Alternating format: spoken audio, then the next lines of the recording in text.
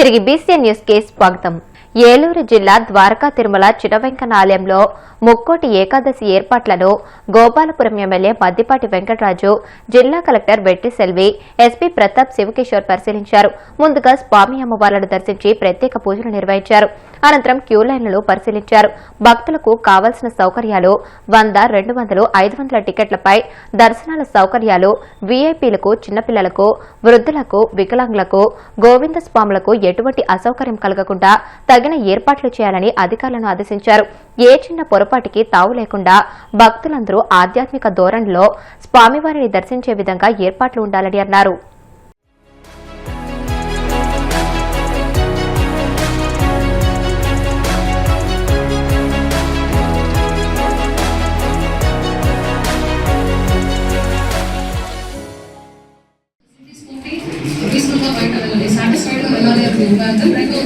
In the course of the speak period లో ఎక్కువ follow వచ్చినప్పటికీ ఎలాంటి ఇష్యూస్ లేకుండా క్యూ లైన్స్ మొత్తం పాస్ చేసుకొని అక్కడికి ఏమైనా ఇష్యూ ఫోర్స్ చేసినప్పుడు బికాస్ పెద్దవాళ్ళ నుంచి చిన్నపిల్లల వరకు చాలా మంది మీకు వస్తారు కాబట్టి ఇక్కడికి what are the type of issues చూసి దానికి ఇమీడియట్ రెస్పాన్స్ ఏం చేయాలండి అది కూడా చూడాలి.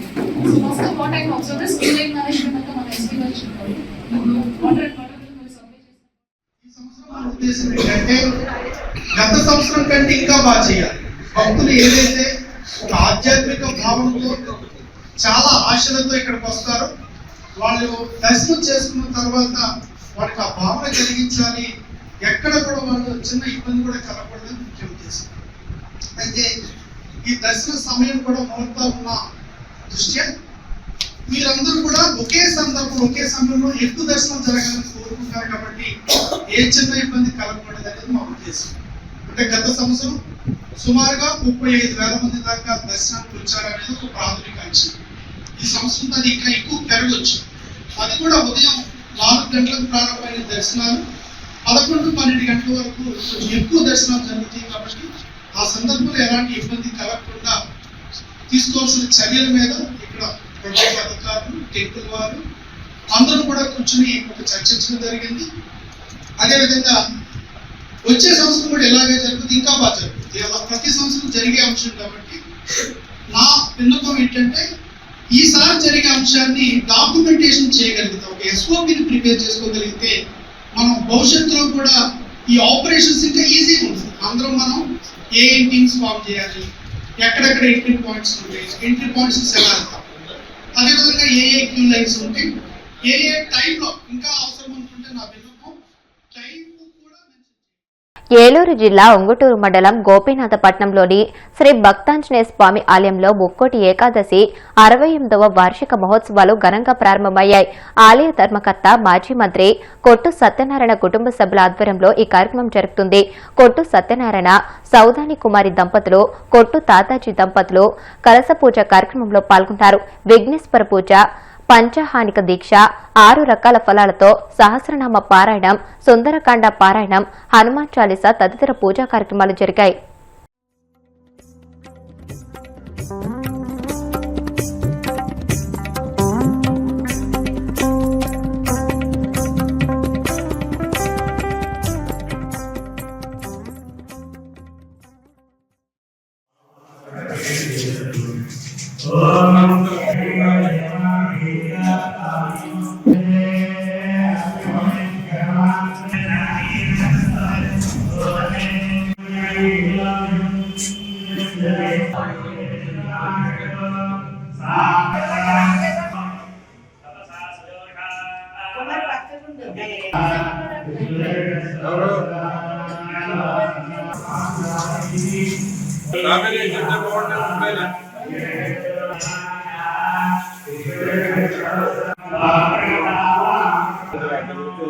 అంటే ఇక్కడ కూర్చుంటారేమో అని చెప్పి బయట పెట్టేసాం.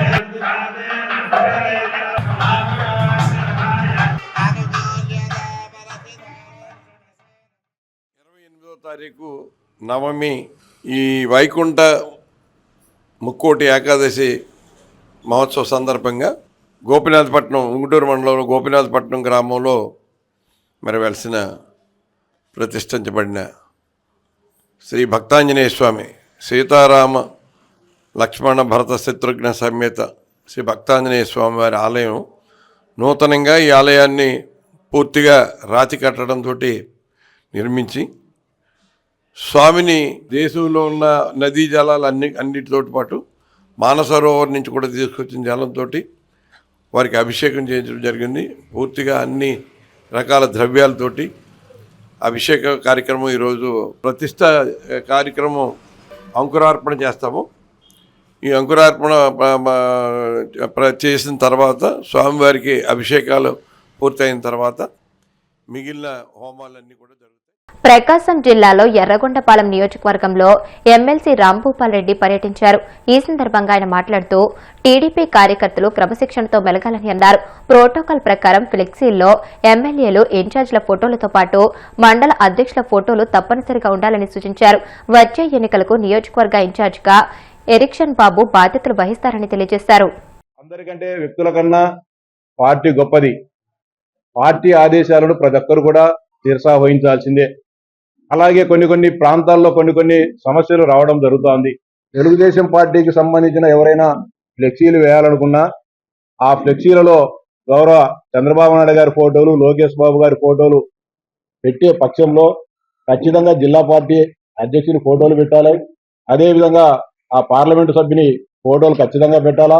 ఆ నియోజకవర్గ శాసనసభ్యుడు కానీ లేకపోతే శాసన సభ్యుడు లేకపోతే తెలుగుదేశం పార్టీ తరఫున బాధ్యత వహించే తెలుగుదేశం పార్టీ ఇన్ఛార్జి ఫోటోలు పెట్టాలా. ఖచ్చితంగా వీటన్నిటిని కూడా పాటించాలని చెప్పి కార్యకర్తలందరికీ కూడా స్పష్టంగా చెప్పడం జరిగింది. అదేవిధంగా మండలాలలో వేసేటప్పుడు ఖచ్చితంగా మండల పార్టీ అధ్యక్షుని ఫోటో కూడా ఏదైతే పార్టీ ప్రోటోకాల్ ఉందో దాన్ని విధిగా పాటించాలని చెప్పి కూడా చెప్పడం జరిగింది. మీరు వ్యక్తిగతంగా ఫ్లెక్సీలు కానీ ఇంకోటి కానీ వేసుకునేటప్పుడు ఎవరికి కూడా అభ్యంతరం లేదు. పార్టీ నాయకుల ఫోటోలు ఉన్నప్పుడు మాత్రం ఖచ్చితంగా ఎవరైనా సరే వీటిని తూచా తప్పకుండా పాటించాలని చెప్పి అందరూ కూడా సూచించడం జరిగింది. అందరూ కూడా చెప్పడం జరిగింది. ఖచ్చితంగా పార్టీ నియమావళి ఏది ఉందో దాన్ని అందరం కూడా పాటిస్తామని చెప్పపాలెంకు వచ్చే విషయం పార్టీ సంస్థాగత విషయాలు కార్యకర్తల బాగోలు తెలుసుకోవాలని నేను బ్రహ్మం గారు ఇక్కడికి రావాల నేపథ్యంలో ఈ నియోజకవర్గానికి బాధ్యుడిగా వహిస్తున్న సోదరులు ఎరిక్షన్ బాబు గారికి చెప్పడం జరిగింది. రేపు మేమిద్దరం వస్తాం. పార్టీకి సంబంధించిన అన్ని విషయాలు మనం కూర్చొని మాట్లాడుకొని మన పరిధిలో పరిష్కరించగలిగే సమస్యలు ఏమున్నాయి, లేకపోతే పార్టీ పెద్దల దృష్టి గౌరవ ముఖ్యమంత్రి గారి దృష్టికి కానీ లేకుంటే గౌరవ ప్రధాన కార్యదర్శి లోకేష్ బాబు గారి దృష్టికి తీసుకునే సమస్యలు ఏమో వాటన్నిటి కూడా మనం సపరేట్ చేసుకొని పోదామని చెప్పడం జరిగింది. ఆ నేపథ్యంలోనే గతంలో ఈ ప్రాంతాల్లో నియోజకవర్గ ఇన్ఛార్జ్ పెద్దలు సోదరులు డాక్టర్ రవీంద్రబాబు గారికి చెప్పడం జరిగింది. ఆయన కూడా నేను గుంటూరులో ఉన్న వస్తా చెప్పడం జరిగింది. మేము అందరితో మాట్లాడేసి ఆయన కూడా కలిసి ఆయన కూడా ఈ నియోజకవర్గంలో పార్టీని ఏ విధంగా ముందుకు తీసుకోబోవాలనే దానిపైన అంటే 2029లో ఏ విధంగా గెలిచే ధ్యేయంగా మనం ఏ విధంగా పనిచేయాలా, స్థానిక సంస్థల ఎన్నికల్లో ఏ విధంగా మనం గెలుబాటులో పయనించాలనే దానిపైన కొన్ని సలహాలు సూచనలు చెప్పడం జరిగింది. వాటన్నిటిని కూడా పాటించి నియోజకవర్గంలో ఎలాంటి విభేదాలు లేకుండా ఎలాంటి వైషమ్యాలు లేకుండా ఏదైనా చిన్న సమస్యలు కార్యకర్తల మధ్య ఉన్నా వాటన్నిటిని కూడా రూపుమాపి స్థానిక సంస్థల ఎన్నికల్లో గెలిపే ధ్యేయంగా ప్రతి ఒక్కరిని కూడా నడిపించడం జరుగుతుంది. అందరం కూడా నడుస్తామని చెప్పి హామీ కూడా ఇవ్వడం జరిగింది. పశ్చిమ గోదావరి జిల్లా నరసాపురం లేస్ క్రాఫ్ట్ పై ప్రధాని మోదీ ప్రశంసలు కురిపించారు. ఆదివారం ప్రసారమైన మన్ కీ బాత్ కార్యక్రమంలో ఆయన ఈ కళ యొక్క ప్రాముఖ్యతను ప్రత్యేకంగా ప్రస్తావించారు. ప్రధాని ప్రశంసలపై ముఖ్యమంత్రి చంద్రబాబు హర్షం వ్యక్తం చేస్తూ ఆయనకు ధన్యవాదాలు తెలియజేశారు. ఈ మేరకు సీఎం చంద్రబాబు ఎక్స్ వేదికగా స్పందించారు. ఈ కళను కాపాడుకోవడమే కాకుండా ప్రపంచానికి పరిచయం చేస్తున్న మహిళల నైపుణ్యాన్ని, అంకిత భావాన్ని మనస్ఫూర్తిగా అభినందిస్తున్నానని తెలియజేశారు. ఈ కళకు కళాకారులకు ప్రభుత్వం పూర్తి మద్దతిస్తుందని హామీ ఇచ్చారు. मेरे प्यारे देशवासियों, हमारी पारंपरिक कलाएं समाज को सशक्त करने के साथ ही लोगों की आर्थिक प्रगति का भी बड़ा माध्यम बन रही है. आंध्र प्रदेश के नारसापुरम जिले की लेस क्राफ्ट की चर्चा अब पूरे देश में बढ़ रही है. ये लेस क्राफ्ट कई पीढ़ियों से महिलाओं के हाथों में रही है. बहुत धैर्य और बारीकी के साथ देश की नारी शक्ति ने इसका संरक्षण किया है. आज इस परंपरा को एक नए रंग रूप के साथ आगे ले जाया जा रहा है. आंध्र प्रदेश सरकार और नाबार्ड मिलकर कारीगरों को नए डिजाइन सिखा रहे हैं, बेहतर स्किल ट्रेनिंग दे रहे हैं और नए बाजार से जोड़ रहे हैं. नारसापुरम लेस को जीआई टैग भी मिला है. आज इससे 500 से ज्यादा प्रोडक्ट्स बन रहे हैं और 250 से ज्यादा गांवों में करीब करीब 1 लाख महिलाओं को इससे काम मिल रहा है. వార్తలు ముగించే ముందు ముఖ్యాంశాలు మరొకసారి. ఆత్మకూరు నియోజకవర్గంలో మంత్రి ఆనం రామనారాయణ రెడ్డి పర్యటన.